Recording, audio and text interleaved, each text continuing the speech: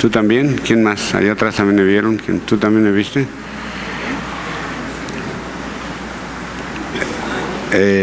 Es preocupante lo que está pasando,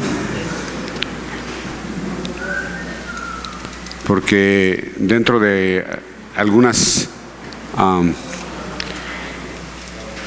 cosas de las que se plantearon ayer, una de las cosas más preocupantes que escuché fue que esta persona que representaba de alguna manera el movimiento gay, en unas partes del programa dijo que la Iglesia Católica estaba a favor, que algunos sacerdotes estaban a favor del movimiento y que él conocía a muchos creyentes homosexuales que practicaban la religión y que de alguna manera eran pues parte de eso, ¿no? Y que los sacerdotes les habían exhortado a que continuaran su vida así, que no había problema, ¿no? O sea, es preocupante porque la ley que acaba de establecerse, como se legalizó el matrimonio gay, entonces como matrimonio tienen derecho a todos los derechos que tiene un matrimonio heterosexual.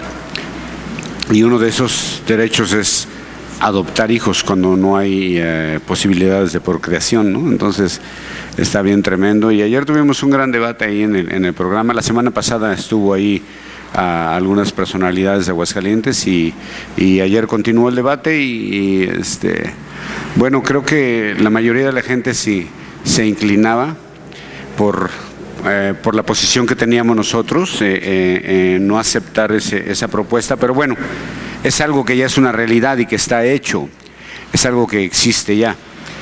Y eso va a empezar a traer muchos problemas en la sociedad y muchos problemas en el ámbito religioso también, porque en Estados Unidos ya se están dando casos de ese tipo, donde alguna pareja gay decide casarse por la iglesia. Entonces, las leyes civiles de alguna manera pueden cuestionar o sancionar a la iglesia que rechace esa propuesta porque supuestamente se califica como discriminación. ¿Ves? Entonces es algo que está ocurriendo y que está muy, muy pesado. Y para mí todo esto es el principio de los dolores, ¿no?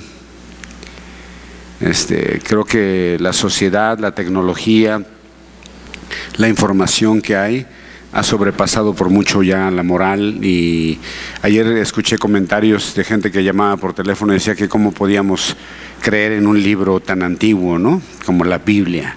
O sea, de hecho, la persona que era representante del movimiento gay que estaba junto a mí dijo, yo no voy a regir mi vida por ese libro, ¿no?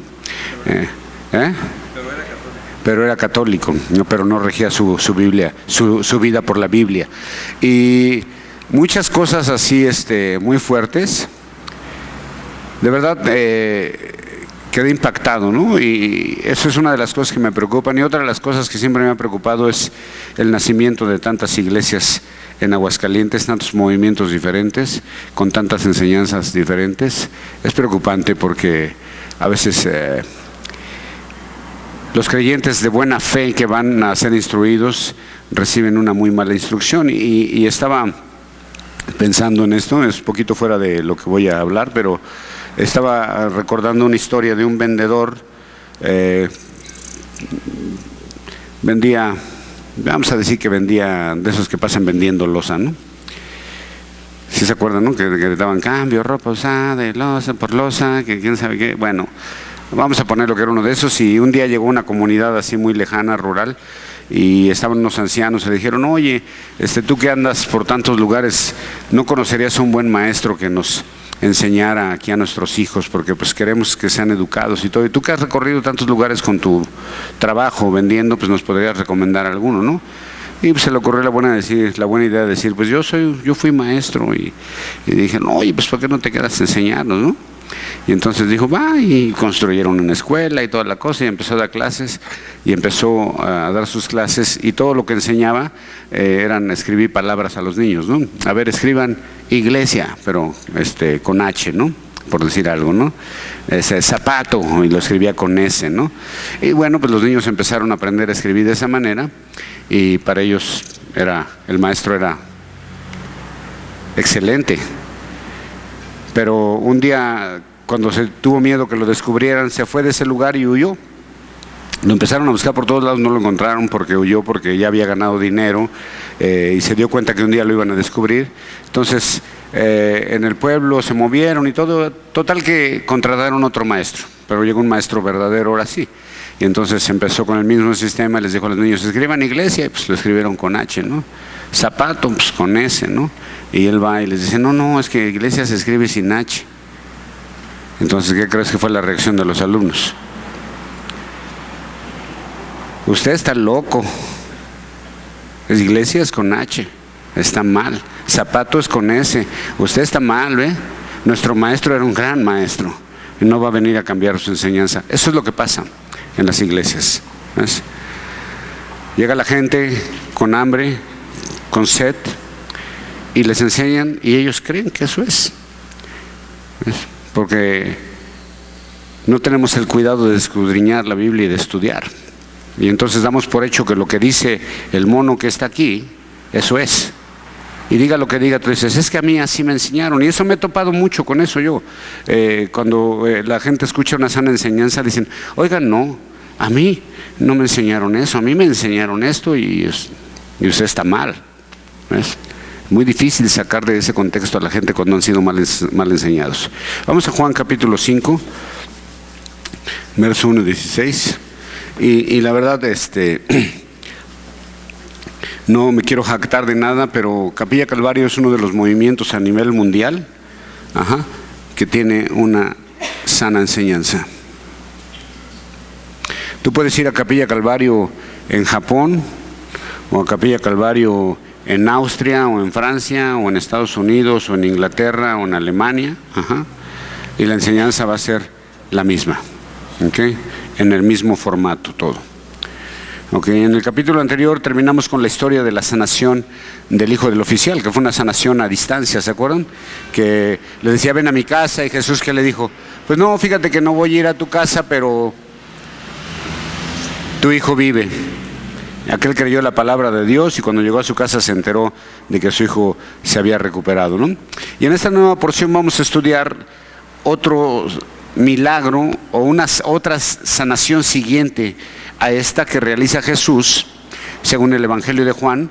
Hasta aquí la primera sanación fue la de este oficial, del hijo del oficial a distancia, y ahora la segunda sanación va a ocurrir en un lugar muy especial, muy específico. Es una historia maravillosa y qué bueno que comenté esto de la sana enseñanza, porque lo que va a escuchar hoy, quizás usted va a decir, una vez lo prediqué esto y hubo personas que venían de otra iglesia que dijeron, ese pastor está loco.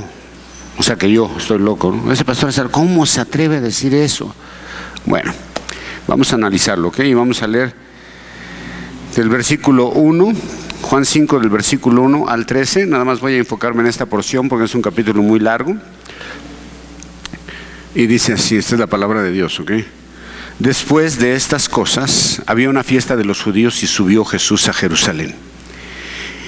Y hay en Jerusalén, cerca de la puerta de las ovejas, un estanque llamado en hebreo Betesda, el cual tiene 5 pórticos. En estos yacía una multitud de enfermos, ciegos, cojos y paralíticos que esperaban el movimiento del agua. Porque un ángel descendía de tiempo en tiempo al estanque y agitaba el agua. Y el primero que descendía en el estanque después del movimiento del agua quedaba sano de cualquier enfermedad que tuviese. Y allí un hombre que hacía 38 años estaba enfermo. Cuando Jesús lo vio acostado y supo que llevaba ya mucho tiempo así, le dijo, ¿quieres ser sano? Señor, le respondió el enfermo, no tengo quien me meta en el estanque cuando se agita el agua, y entre tanto que yo voy, otro desciende antes que yo. Jesús le dijo, levántate, toma tu lecho y anda. Y al instante aquel hombre fue sanado y tomó su lecho y anduvo. Y era día de reposo aquel día. Entonces los judíos dijeron a aquel que había sido sanado: es día de reposo, no te es lícito llevar tu lecho. Él le respondió: el que me sanó, él mismo me dijo: toma tu lecho y anda. Entonces le preguntaron: ¿quién es el que te dijo: toma tu lecho y anda? Y el que había sido sanado no sabía quién fuese, porque Jesús se había apartado de la gente que estaba en aquel lugar. Después le halló Jesús en el templo y le dijo: mira, has sido sanado, no peques más para que no te venga alguna cosa peor. El hombre se fue y dio aviso a los judíos que Jesús era el que le había sanado. Y por esa causa los judíos perseguían a Jesús y procuraban matarle, porque hacía estas cosas en el día del reposo. Me fui hasta el 16, ¿ok? Bien, oremos. Señor, gracias por esta porción. Te pedimos que nos ayudes a guardarla en nuestro corazón, a interpretarla, Padre, a vivirla, a ponerla en práctica en nuestras vidas. En el nombre de Jesús, amén. Es una historia maravillosa, con un contenido muy especial. Pero en este relato encontramos el poder de Jesús, aún sobre la ley, ¿no? Era día de reposo cuando sanó a este hombre. El poder de Jesús sobre la ley, el poder de Jesús sobre la enfermedad y el poder de Jesús sobre el pecado. Y también entendemos que la palabra, que la obediencia a la palabra de Dios puede cambiar las cosas y las vidas. Y después de los milagros registrados en el capítulo anterior, de la sanación de este joven, Jesús va camino a Jerusalén, porque había una fiesta. Entonces yo veo a Jesús, una vez más, en el capítulo 2 estaba en una fiesta, ¿verdad? En una boda. Ahora va a una fiesta religiosa. No se especifica cuál de todas las fiestas de los judíos se celebraba, pero era una de las fiestas importantes. Algunos dicen que era la fiesta de los tabernáculos, que era un recordatorio del tiempo de peregrinación de Israel por el desierto, pero podría también ser la fiesta del Pentecostal, que conmemoraba la entrega de la ley a Moisés. Y otros opinan que era la Pascua, que era la que celebraba la salida de Israel de la esclavitud de Egipto y que simboliza el sacrificio de Jesús. Lo que es un hecho es que en estas tres grandes fiestas, la mayoría de los judíos se convocaba a todos los judíos que vivieran por lo menos a 25 kilómetros a la redonda de Jerusalén, tenían obligación de asistir. Y si eras mayor de 13 años, porque el judío alcanzaba la mayoría de edad a los 13 años, tenías la obligación de asistir a la fiesta. Era algo muy solemne, obligación. Así es de que había mucha gente que asistía a estas fiestas, muchísima gente. Así que Jesús, como buen judío, sujeto a la ley, va a Jerusalén a cumplir con su deber de asistir a esa fiesta. Seguramente Jesús asistía cada año a estas fiestas, ¿no?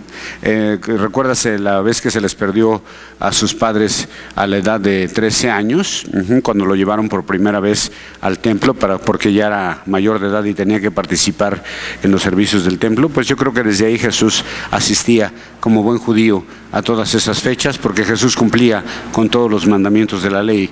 Él era perfecto en cuanto a eso, ¿no?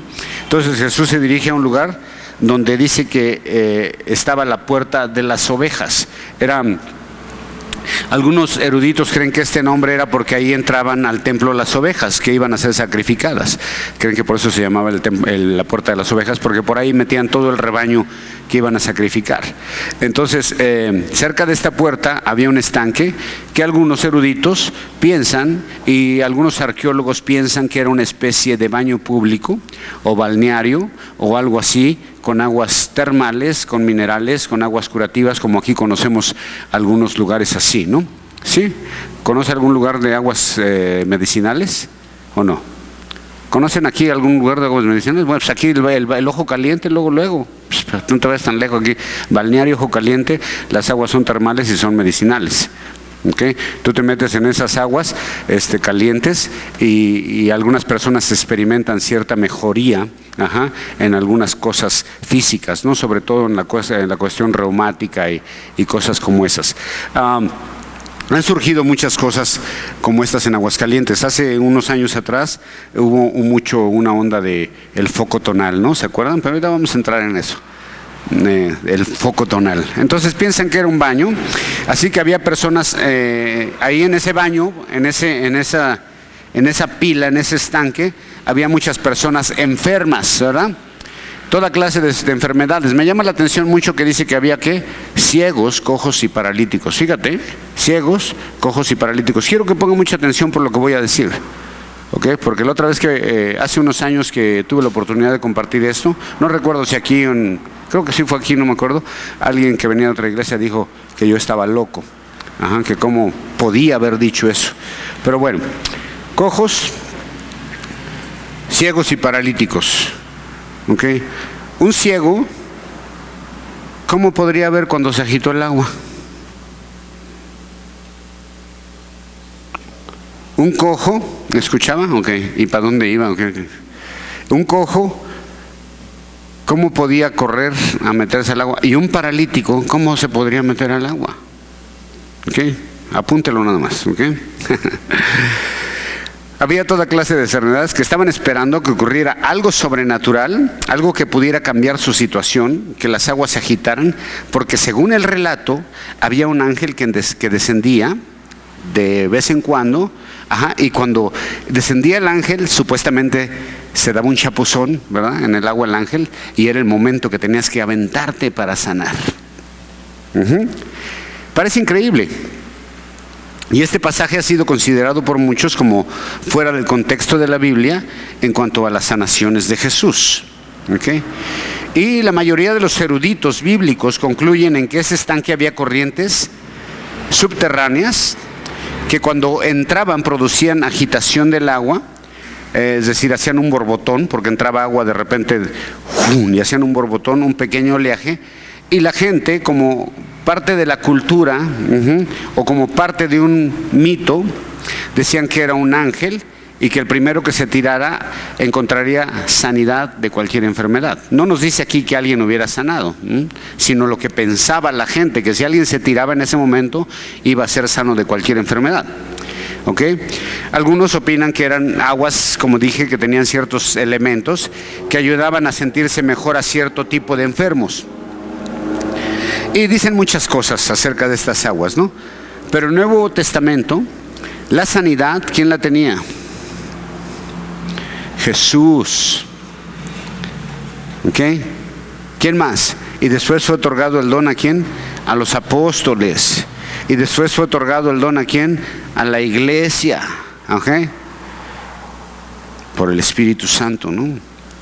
Pero hasta ahorita, en ninguna parte de la Biblia se menciona de ángeles sanadores, más que en este relato.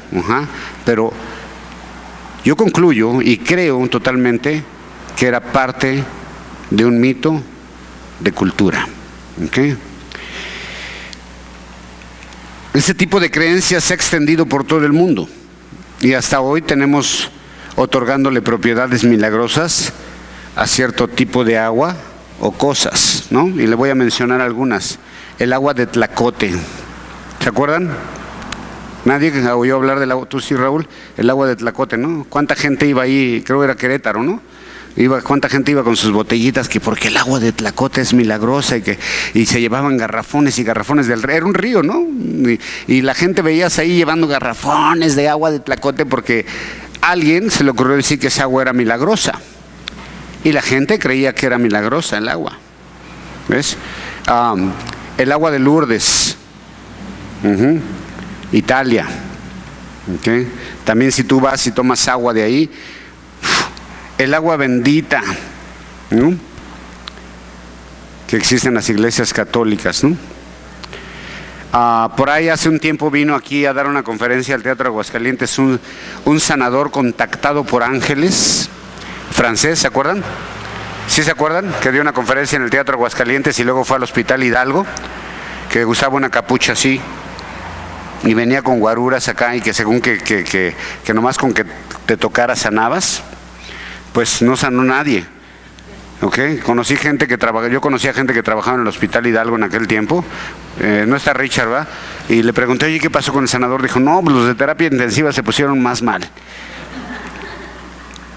El famoso foco tonal, ¿se acuerdan del foco tonal en Aguascalientes que estaba acá por la salida San Ignacio? un lugar según donde había una puerta celestial, ¿sí se acuerdan, verdad?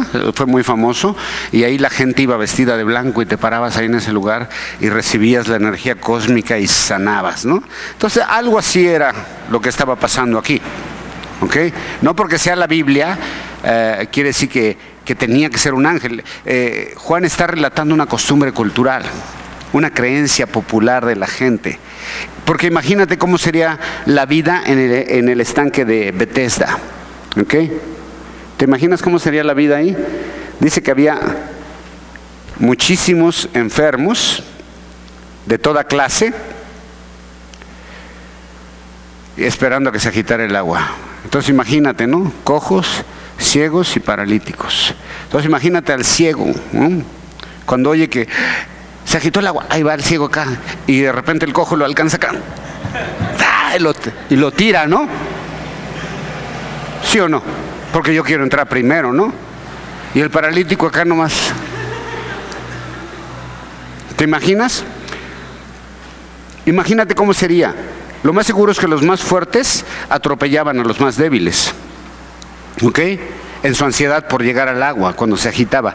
Y más de uno quizás moriría aplastado ahí, ¿no? Y en vez de encontrar salud, encontraba una fractura. Mientras el más egoísta y el menos enfermo, el más determinado, el más fuerte, tendría la mejor probabilidad de llegar primero al estanque para ser curado, ¿no crees? ¿Por qué Dios haría eso? ¿Por qué Dios enviaría a un ángel para que el que tuviera oportunidad de sanarse que fuera como una competencia, y el que tuviera oportunidad de sanarse sería el menos enfermo? ¿Por qué Dios haría eso? Era muy improbable que los más necesitados se beneficiaran de esto, ¿no? ¿Sí o no? Piénsalo. ¿Por qué Dios haría algo así? Entonces, realmente era una costumbre popular, una creencia popular, un mito. El primero en llegar al estanque, cada vez que se agitaba el agua, aparentemente sanaba, ¿no? Pero los regalos de Dios, como la sanidad, son para todos los que estén en condiciones de recibirlo, no solo los más fuertes. ¿Ok? Alguien cuando prediqué esto dijo, ese pastor está loco. Si era un ángel. Además, la curación dice que se efectuaba cada cuánto, ocasionalmente. ¿Qué pasaba si entraban dos al mismo tiempo? Pues ya no se sanaba ninguno, ¿no? Y si se tiraban varios, que era lo más probable, porque seguro se aventaban muchos al mismo tiempo, estaban todos así, acá esperando, ¿no?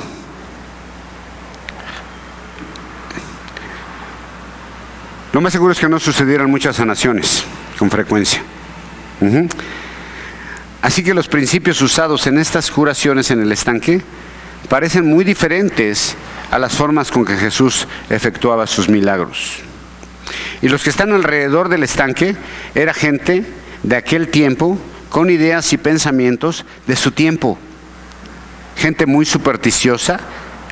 Si sanaban o no, no sabemos. Si era un ángel o no, no sabemos. Yo creo que no. Juan solo está relatando lo que sucedía en este lugar, ¿ok? Lo que es muy notable, y aquí es donde debemos de poner atención, o sea, ya dejar atrás que si era ángel o que no era ángel. Aquí lo que es notable es que Jesús está en ese lugar, ¿no? De repente Jesús sabe que en ese lugar hay una necesidad tremenda y llega. Había mucha gente con necesidad, había dolor, y Jesús llega a ese lugar. Pero fíjate, Jesús elige ¿a cuál de todos? Al peor caso. No escoge al más fuerte, ni al que está más o menos enfermo o al que se puede mover. Dice, no, yo voy a escoger al que realmente está mal. Es al peor de todos. 38 años ahí en la alberca. ¿Quién lo llevó? No sé, alguien lo llevó y seguramente lo abandonaron ahí, ¿no? Dijeron, pues aquí, ahí, aviéntate, ahí te dejamos. Nos vemos. ¿Qué comería esa gente, no? ¿cómo estarían? ¿Te imaginas? Me imagino que habría mucha gente así como, ¿cómo les llaman ahora? ¿Indigentes? Ajá, indigentes, así quizás sucios, no sé, ¿no? O sea, me imagino un ambiente muy pesado en ese lugar, ¿no? ¿No te lo imaginas? Bien pesado el ambiente, así todo puro enfermo, esperando ahí a que el agua se agite y con una esperanza y los gritos y wow, o sea, desesperante el lugar, ¿no? Y Jesús llega ahí y la historia se va a centrar en el que parece más desafortunado de todos los que ahí se encontraban. 38 años es un buen rato, es casi mi edad. Ajá, soy un poquito más chavo, pero bueno. Y se menciona el tiempo para resaltar la gravedad del asunto. Y todo ese tiempo esperando que algo sobrenatural suceda. Ajá. Y la verdad, esto es un símbolo de alguien que espera con ansia que suceda algo para salir de su condición miserable. Así como estamos toda la humanidad hoy esperando que algo pase para salir de esta condición miserable en que nos encontramos, la verdad, porque este mundo está caído por completo. Digo, nosotros estamos en Cristo y tenemos gozo, ¿no? Pero qué duro, ¿no? Qué duro vivir en este mundo. Si para nosotros como cristianos es difícil vivir en este mundo, sin Cristo debe ser terrible todavía. Hay mucha necesidad, gente que espera por un milagro, pero ¿sabes cuál es el mayor milagro? No es una sanidad. El mayor milagro es el regalo de la vida eterna, una vida cambiada y transformada por la palabra de Dios. Lo primero que sucede es que Jesús, ¿qué dice?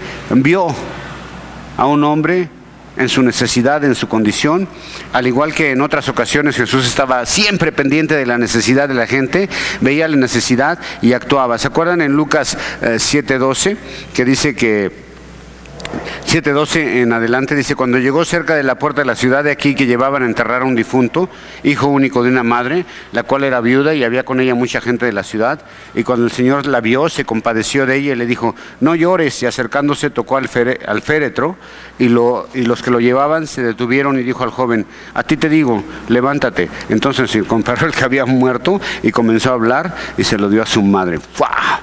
¡Qué escenas tan impresionantes!, ¿no?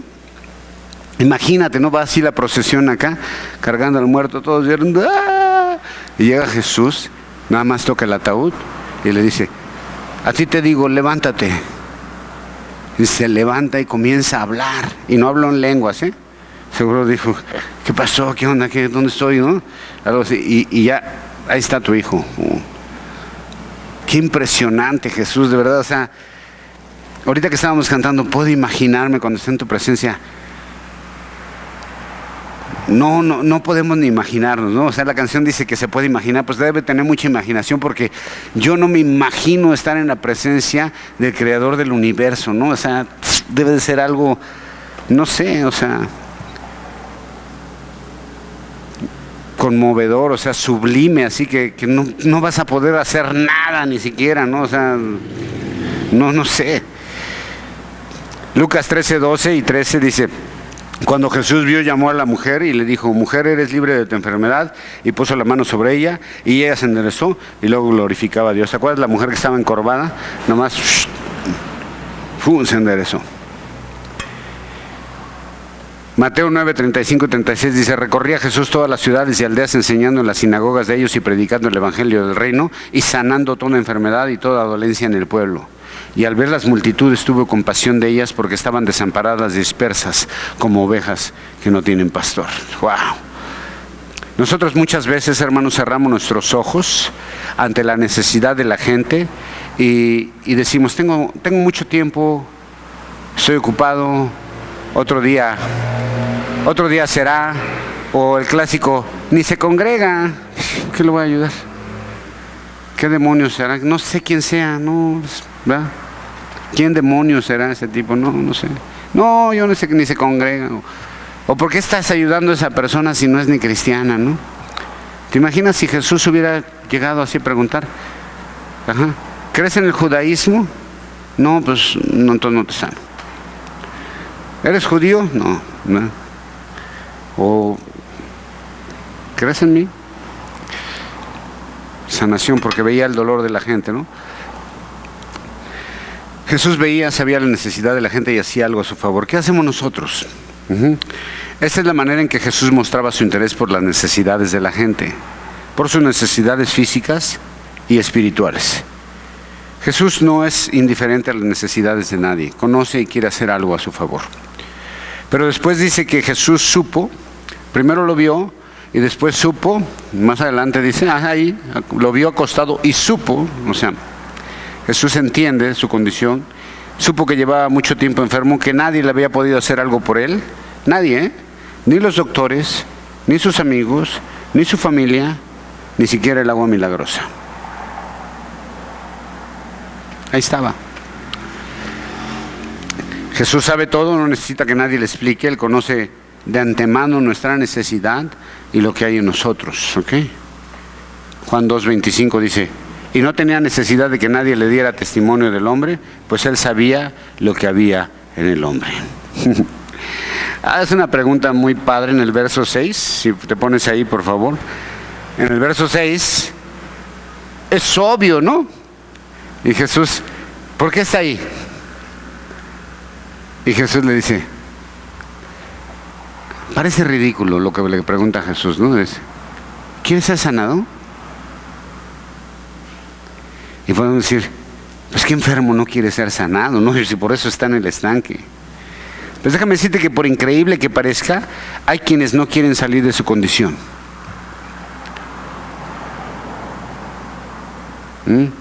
Viven a gusto como se encuentran. Están cómodos en su manera de vivir. Y algunos hacen de su enfermedad un medio de vida. Vete a los semáforos. Gente que no quiere ser sanada, que tienen oportunidad quizás hasta de un doctor y dicen no, porque así saco una feria.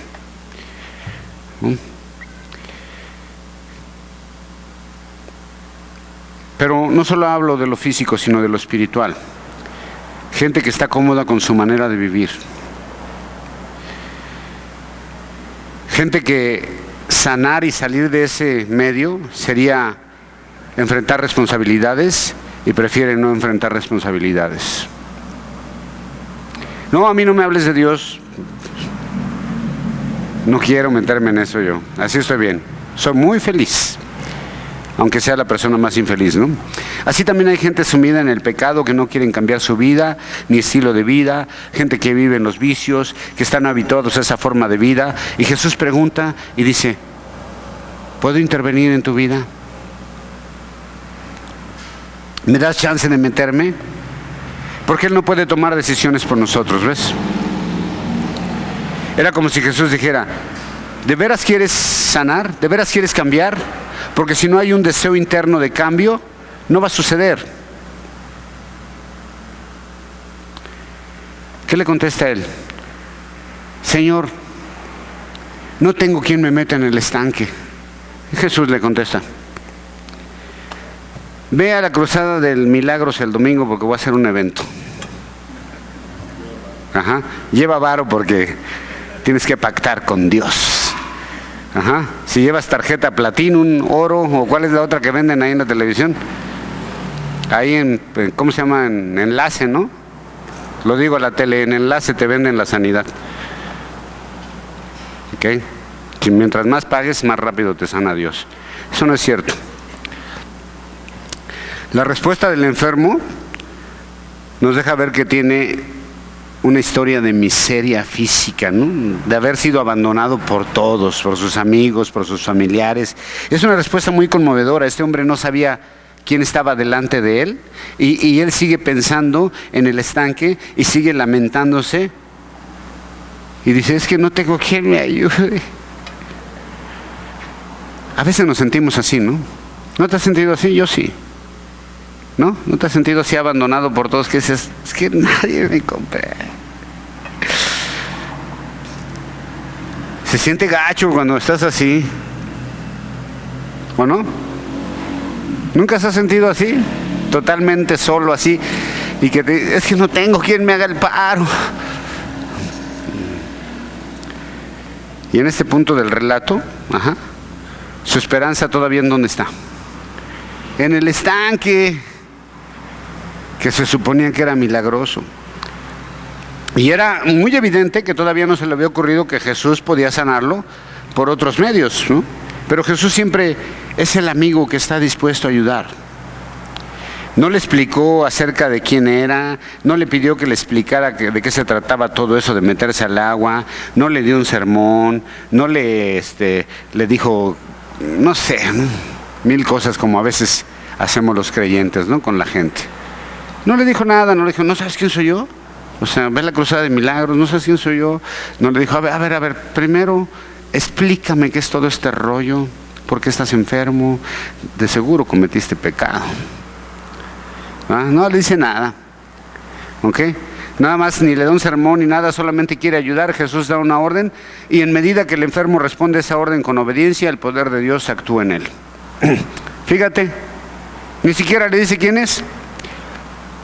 Nomás le dice, tómate tu leche y vete. No, ¿cómo? Levanta tu lecho y vete.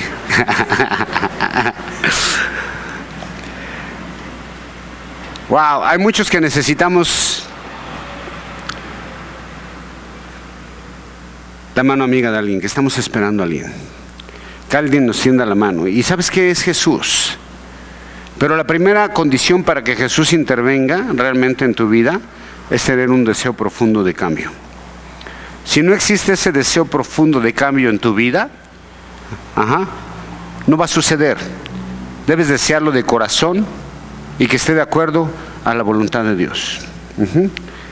Y luego Jesús ahí es donde dice, levántate, toma tu lecho y anda. Levántate, toma tu lecho y anda. 3 palabras que implican acción, ¿no? Levántate, toma tu lecho y anda. Y para él todo eso parecía imposible, ¿no? Chirrón, que me levante, que agarre mi cama y me vaya. O sea, era una camilla así como de trapo con palos, me imagino, ¿no? Toda fea, así toda, ya los trapos acá sucios. De 38 años en la misma vez, o sea, ¿crees que se los lavaba? No. Imagínate cómo apestaba esa camilla. 3 palabras, cargadas de fe, cargadas de poder de Jesús. Y donde le está diciendo, ¿sabes qué, hermanito? ¿Quieres sanar? ¿Quieres ser sano? Sí. Tienes que hacer tu parte. Aplícate en lo que te voy a decir, ¿sale? Va, levántate, toma tu lecho y anda. ¡Wow! Tienes que hacer algo de tu parte. No esperes a que alguien te meta en el agua, ¿ves? Tienes que hacer algo de tu parte. Por lo general, cuando estamos deprimidos y en una situación así, ¿sabes qué haces? Te tiras al suelo. ¿No es lo que hacemos? Nos tiramos al suelo. Las mujeres salen corriendo, se tiran en la cama. ¡Ah! Y si es un buen colchón, se quedan dormidas inmediatamente. Nada. Y lloran y se deprimen y se tiran al suelo, ¿verdad? Y los hombres también nos tiramos al suelo. Y estamos esperando que alguien haga algo por nosotros, pero no queremos hacer nada, ¿no? Pero ¿sabes qué? El poder de Dios involucra también el esfuerzo del hombre. Y ya les he contado, ¿no? Los muros de Jericó. Parece ridículo, ¿no? Que Dios les dijo, van a dar una vuelta diaria y el último día 7 vueltas. ¿Por cuántos días dieron una vuelta diaria? Por 6. ¿Y el último día cuántas vueltas? 7. Entonces, ¿cuántas vueltas fueron en total?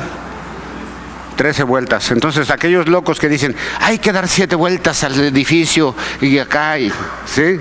No fueron 7, fueron 13. Y aquel loco que le dio 7 vueltas a la Ciudad de México en un avión, que al final lo metieron al bote, que porque Dios le dijo, ¿se acuerdan? Del pastor Josmar. Son 13, hijo. ¿Ok? Dio 7, pero Dios no calculó que no tenía combustible el avión suficiente. A veces Dios se equivoca y lo metieron hasta la cárcel, ¿ves? Entonces, no sé si ha oído esas cosas, ¿no? Que vamos a liberar a alguien, vamos a darle 7 vueltas alrededor con la Biblia. O sea, ¿eso qué? Eso fue algo que Dios les mandó hacer a ellos y que parece ridículo, pero tenían que creerlo y hacer su parte, porque el poder de Dios involucra el esfuerzo del hombre.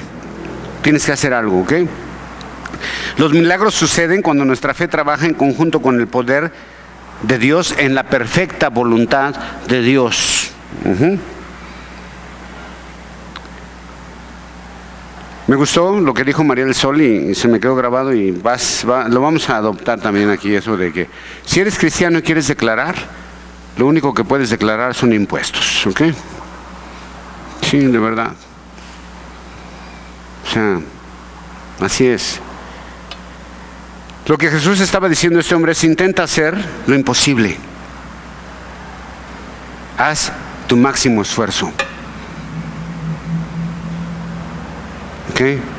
Estamos tirados, deprimidos por muchos años y esperamos que alguien nos ayude, pero no queremos hacer nada nosotros. Y Jesús dice: tienes que hacer lo que parece imposible.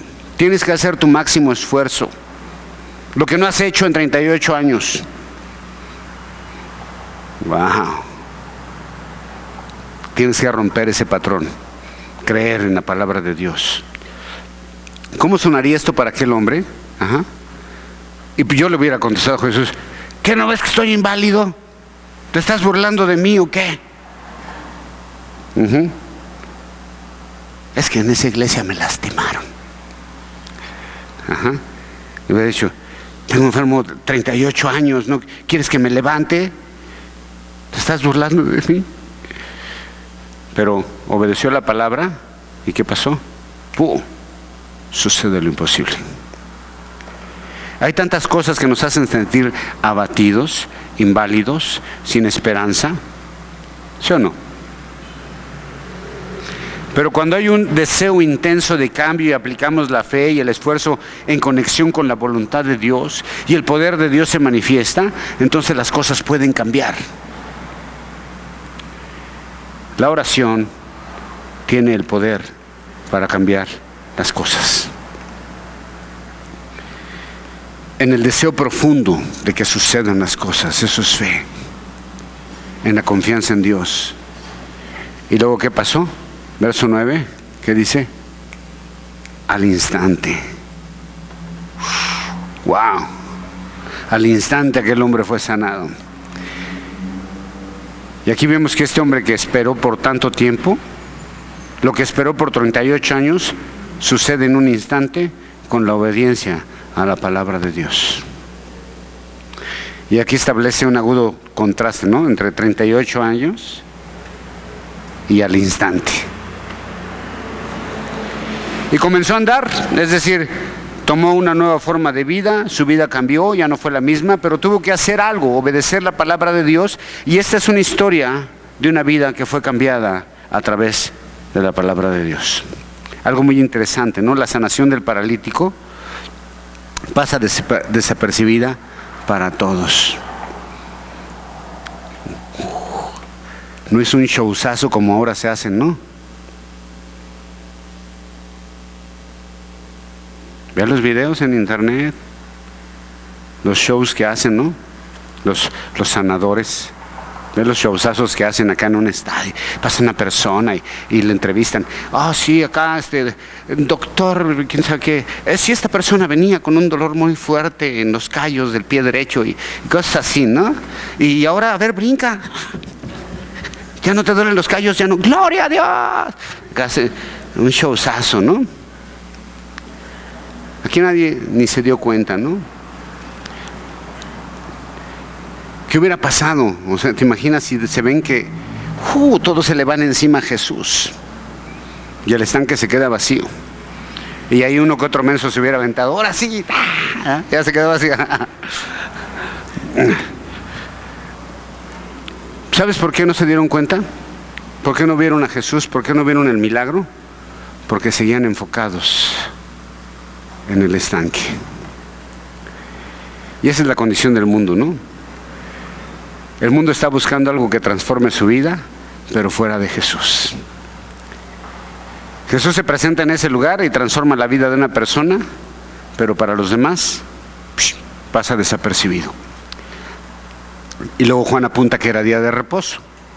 Ese es el punto realmente, que Jesús estaba haciendo sanaciones en día de reposo. Y cuando los judíos saben lo que pasó, dijeron: gloria a Dios. No les dio gusto que ese hombre que tenía 38 años ahora ya se había incorporado a la sociedad. No se asombraron del que estaba inválido, ahora ya caminaba. Pero sí se molestaron porque violaron el día de reposo.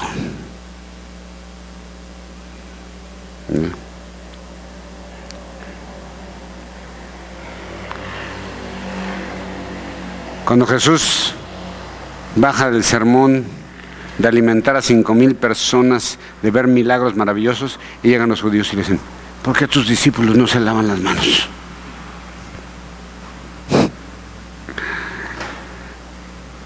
Vemos la gloria de Dios manifestándose y salimos con tonterías como esas, ¿no? ¿Por qué en tu iglesia no hay panderos?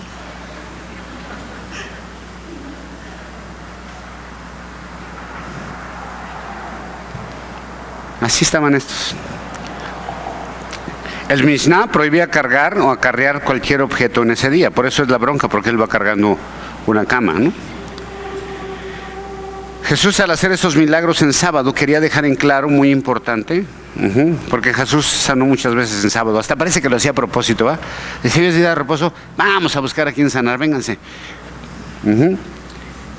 Y Cristo reprendió severamente a todos los legalistas, ya que el legalismo fomenta división, crítica, enojo. El legalista siempre está enojado y critica a quienes no son tan espirituales como ellos, ¿no?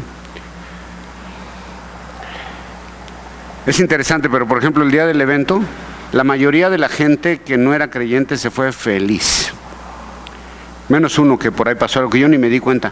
Pero en cuanto pasó el evento, lo primero que escuché de la gente de la iglesia fue: oye, que un señor, que quién sabe qué, que no sé.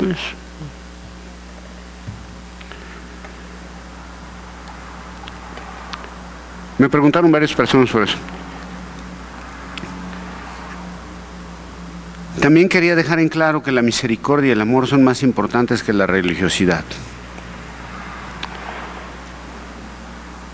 Y con esto demostraba que Jesús estaba por encima de la ley. Para el Señor del sábado era un día para hacer el bien.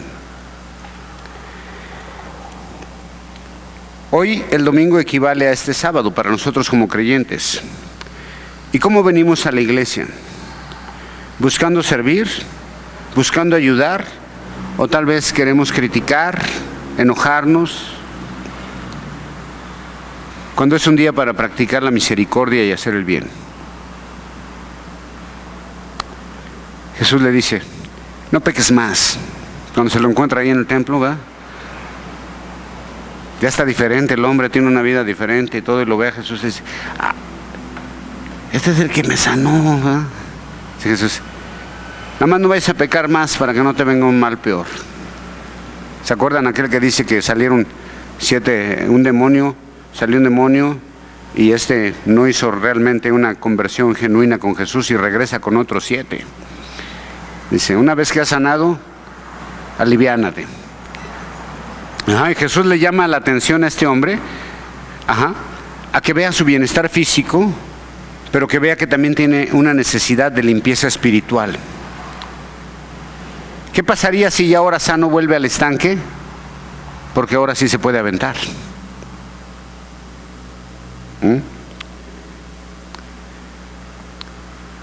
Pero lo que movió todo fue la respuesta a la orden de Jesús: levántate y toma tu lecho y anda. Era una respuesta de fe y era el comienzo de una salud tanto espiritual como física. La salud física va de la mano de la salud espiritual. ¿Se acuerdan aquel paralítico que bajaron por el techo también? ¿Qué le dijo Jesús? Tus pecados se son perdonados. Y él como que se quedó así. Y luego lo de moverse, ¿qué, no? Y los fariseos dijeron: ¿quién es este que está perdonando pecados? Dice: porque solamente Dios puede perdonar pecados. Bueno, su teología era correcta, pero el enfoque que tenían en Jesús era incorrecto, porque Él era Dios. Y dice Jesús: para que vean que puedo perdonar pecados. Dice: ¿qué es más fácil? Decirle a tus pecados te son perdonados, o levántate y anda. La respuesta es obvia, ¿no? Dice Jesús, para que vean que tengo poder de perdonar los pecados, levántate y anda. ¡Wow! No manches, qué impresionante.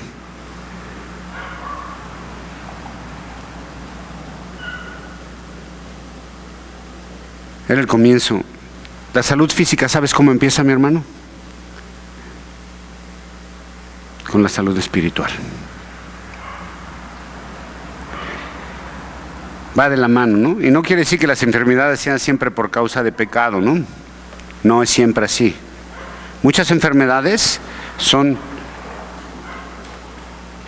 para gloria de Dios, como aquel ciego, ¿se acuerdan que dijo, ¿quién pecó, este o sus padres? Dijo, nadie, esto es para que se manifieste la gloria de Dios, nada más. ¿Ok? Buenas obras que Dios se había preparado de antemano. Pero muchas enfermedades son por causa de nuestros hábitos, son consecuencia de nuestras propias vidas. ¿Okay? No todo es de pecado, algunas enfermedades sí vienen por el pecado, pero la mayoría de las enfermedades vienen por nuestros hábitos y por consecuencia de vivir en un mundo caído. Así es de que no le echemos la culpa al diablo ni a Dios de todas estas cosas. A veces nosotros mismos procuramos nuestra enfermedad. ¿Okay? Y como creyentes tenemos el deber de mantenernos físicamente sanos, hasta donde podamos, en donde nosotros dependa, y espiritualmente alimentados para tener sanidad espiritual también. ¿Okay? ¿Qué quiero decir con mantenerse físicamente sanos? Bueno, pues procurar una buena vida, ¿no? En cuanto a la vida física también. Muchos dicen, es que el cuerpo es el templo del Espíritu. Dice, porque esto lo usan mucho, fuera de contexto, en muchas. Contaminas el templo del Espíritu Santo.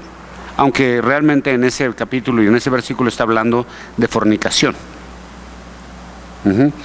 Pero cuando algún cristiano, por lo general cuando algún cristiano tiene un mal hábito, dicen, está contaminando el templo del Espíritu Santo. ¿Okay? Aunque está hablando de fornicación, no está hablando de malos hábitos. Pero si a esas fuéramos, entonces quien tiene sobrepeso también está contaminando el templo del Espíritu Santo, ¿o no? ¿Sí? Y si tienes caries, también estás contaminando el templo del Espíritu. Y si tienes un hongo en la uña, también es contaminación del templo del Espíritu Santo. Digo, si nos vamos a ir a ese extremo, pues entonces hay que ser así de legalistas, ¿no? La verdad es que sí tenemos responsabilidad con nuestro cuerpo, ¿no? Dios nos dio un cuerpo y tenemos que cuidarlo. Es el estuche en el que vive nuestro espíritu, ¿ok? Pero lo que más debemos de cuidar, porque tú puedes estar enfermo y puedes tener muchas cosas, pero si no tienes a Dios en tu corazón, estás perdido, ¿ok? Como decía María del Sol ese día también, ¿no? O sea, puedes estar enfermo, no puedes tener dinero, puedes estar viuda, soltera, casado, como, pero lo más importante es si tienes a Dios, ¿ok? Entonces procuremos también nuestra salud espiritual, en nuestra salud física, y realmente hagamos algo para que sucedan las cosas. ¿Sí? ¿Qué es eso? Aplicarte a la palabra de Dios. No te quedes tirado en el suelo, por favor. ¿Ves? Que te tires en el suelo esperando que alguien llegue a recogerte. ¿Ves? Tienes que hacer un esfuerzo también. ¿Ves? Porque eso es lo que dice Jesús, siempre dijo, levántate y anda. Lázaro, ¿qué le dijo? Levántate y anda. Al paralítico, levántate y anda. Al muerto, a ti te digo, levántate y anda, ¿no? A la niña que estaba, Talita Kumi, ¿verdad? ¿Te acuerdas? Y dice, a ti te digo, niñita, levántate, ¿ves? O sea, tenían que hacer algo. Naamán el sirio, vete a lavar ahí al Jordán 7 veces, ¿no? A construirte una serpiente de bronce y el que la vea. O sea, siempre involucra la acción del hombre también. No es nada más acá. ¿Sí? O sea, Jesús te da la mano, pero te dice, ok, aquí estoy yo, ¿ves? Pero haz tu parte también, hijo, ¿sí? ¿Y cuál es tu parte? Aplicar la palabra de Dios, obedecerla de corazón y vivir conforme a lo que estás aprendiendo. ¿Cantan? Denle un aplauso muy fuerte al Señor. Dios me los bendiga a todos. Gracias.